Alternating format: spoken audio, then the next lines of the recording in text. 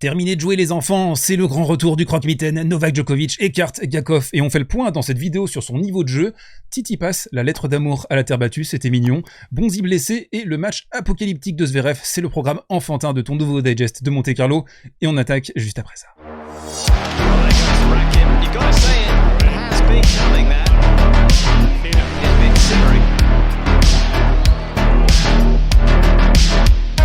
Et on attaque ce côté réseau avec Stefanos Tsitsipas, la lettre d'amour à la terre battue, des mots j'ai trouvé très intéressants, pertinents sur sa relation avec cette surface. On le sait, Stefanos, c'est un joueur qui adore jouer sur les surfaces naturelles et sur la terre battue. Avant de vous détailler cet article de l'équipe, qui, je le rappelle, est premium, donc si vous voulez lire l'intégralité, il faut être abonné à l'équipe, et aussi l'occasion pour moi de faire une petite digression avant qu'on commence sur ma relation à l'équipe carrément. Vous connaissez mon impertinence par rapport à ce journal, mais je pense que c'est aussi parce que j'y suis particulièrement attaché. Moi, ça fait 25 ans que je lis l'équipe, je dirais que ça fait peut-être 15 ans que je lis quasiment au quotidien, donc j'ai une certaine exigence. J'aimerais aussi que la section tennis soit un petit peu plus valorisée dans le journal, et qu'on arrête de parler systématiquement du Paris Saint-Germain, mais bon, ça c'est peut-être autre chose. Et voilà, moi, l'un des intérêts également de couvrir des tournois français comme Roland-Garros et Monte Carlo, c'est qu'on sait qu'on va avoir des papiers intéressants, des interviews, l'équipe, Eurosport, etc., qui ont des accès dans ces conditions-là, donc taquin, volubile, mais également, quand le travail est bien fait, il faut savoir le reconnaître. Donc Julien Réboulet pose la question à Stefanos, le tennis sur surface naturelle est aussi celui que vous préférez, n'est-ce pas? Et Stefanos lui répond, le tennis ne peut et ne doit pas se limiter à un gros service suivi d'une frappe définitive. Vous avez quelques grands gars avec un grand service qui s'en sortent surtout avec leur première balle et qui appliquent un seul et même schéma.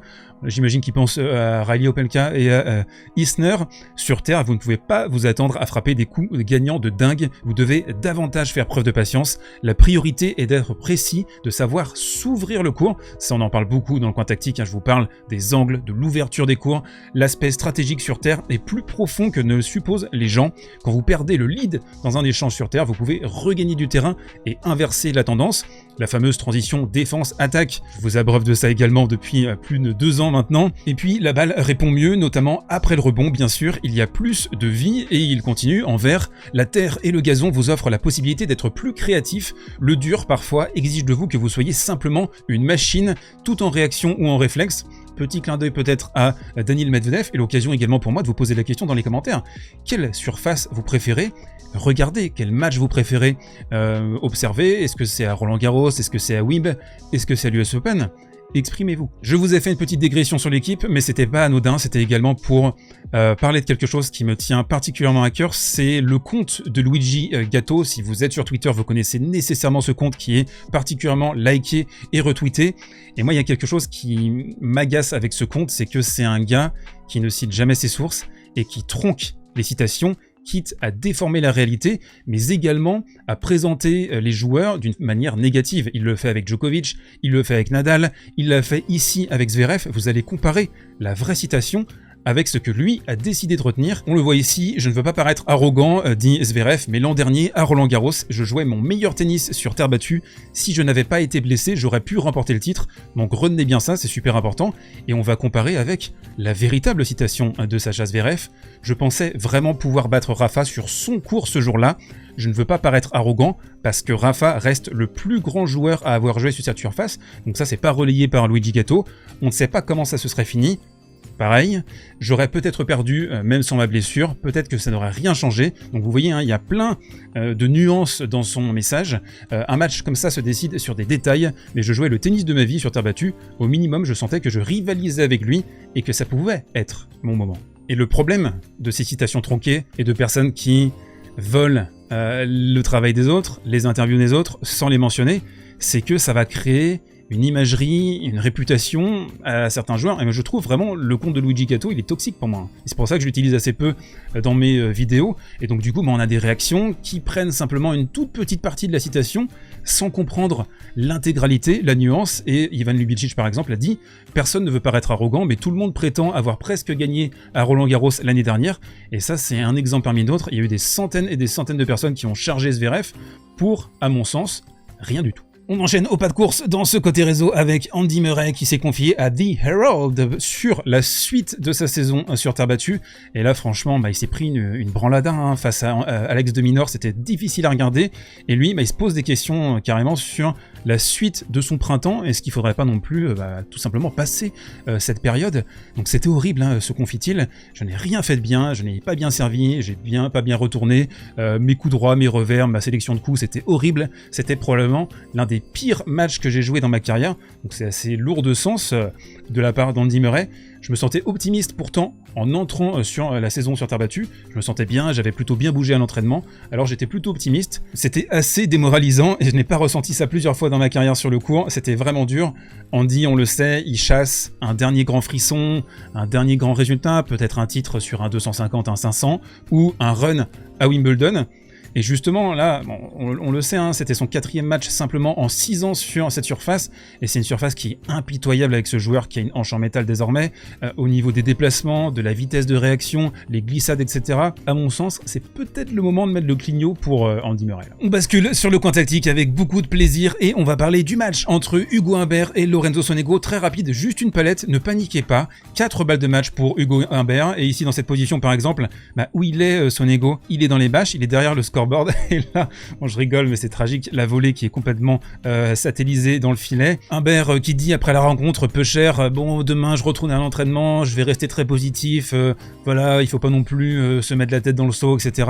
Mais on sent quand même avec ce joueur, bientôt 25 ans quand même déjà, la carrière elle passe vite pour Hugo Humbert, ça a du mal à recliquer je trouve. Alors il y a toujours ses prédispositions sur gazon, il était retombé à la 157e place à l'été dernier, c'est un joueur qui performe bien en challenger, mais voilà, il manque un roulement. Alors c'est pas sa surface non plus, la terre battue, mais là franchement 4 balles de match, dont 2 dans des positions assez positives, ça va quand même faire mal à la tête cette histoire. Alors j'avais 8 palettes, j'ai compté au total sur le Bublik Zverev, et puis je me suis dit là au final, je vais pas vous faire les 8 palettes, je vais simplement vous parler de ça, de Bublik qui a 3-2 dans le 3e set, a bu un coca. Je pense que c'est le symbole de cette rencontre qui est partie dans tous les sens, qui n'avait strictement aucun intérêt.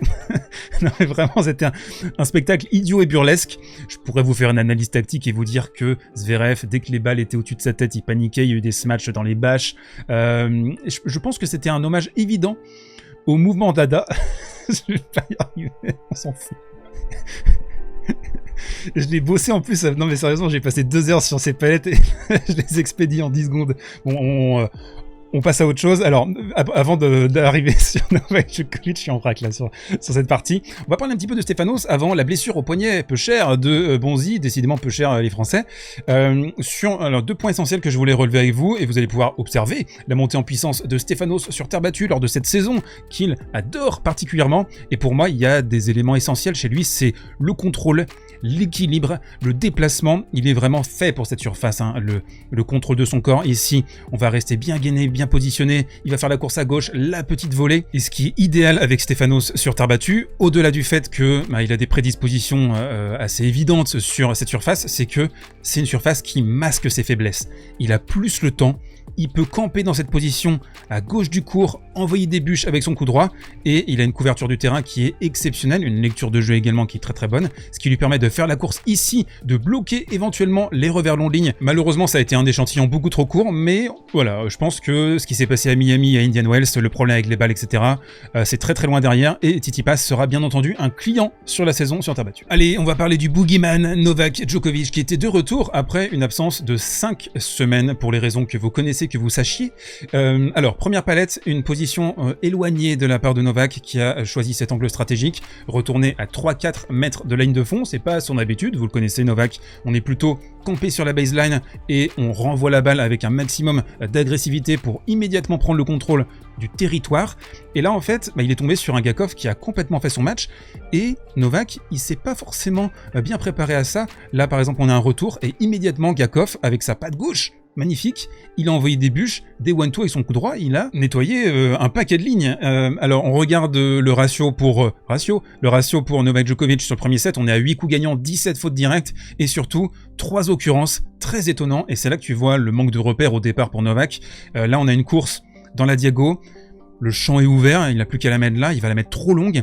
Et 3 points comme ça sur le petit jeu, Djokovic qui les perd, et c'est absolument pas son habitude. Novak, c'est un joueur qui est particulièrement brillant sur le petit jeu. Alors il a exprimé ensuite, après le match, il a dit « Ouais, les conditions étaient tourbillonnantes, il y avait un peu de vent, les rebonds c'était jamais vraiment les mêmes. » C'est pour ça aussi, je pense que Novak, il est pas super à l'aise à Monte-Carlo, c'est que on peut avoir des conditions changeantes, et c'est très très vivant comme climat, comme atmosphère, vous êtes très très près de la mer également. Une autre palette qui corrobore ce départ un peu grippé de la part du croque-mitaine, c'est, là ici on voit hein, les déplacements, c'était coup-ci coup-ça, un petit peu de lourdeur, le temps de réaction pas folichon, et il a été pris vraiment hein, par la patte de Gakov qui a joué son tennis sans complexe, hein, le boug franchement, il a envoyé ses petits parpaings dans tous les sens, il a nettoyé les lignes, et là forcément on se retrouve dans le tie-break, et on arrive avec la réaction de Novak Djokovic, un ace ici, et on exprime la frustration, il a besoin de sortir ça, Djokovic on le connaît, ça fait partie du personnage, c'est pour ça aussi qu'il est apprécié par certains d'entre vous, parce que c'est un joueur qui arrive à masquer ses émotions, il est peut-être parfois un petit peu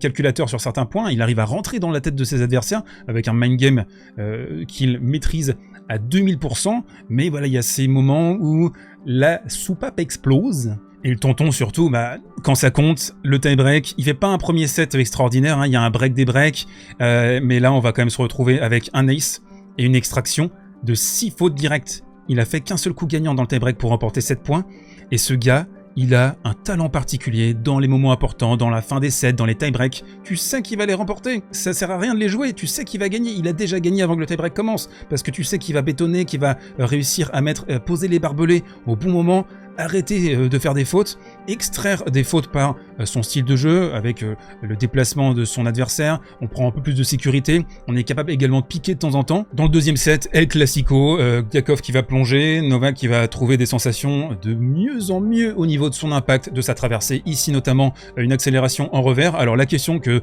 les fans de Novak se posent, c'est ça donnait quoi ce match? Est-ce qu'on peut peut-être espérer des bonnes choses à Monte-Carlo et sur la suite de la saison sur terre battue?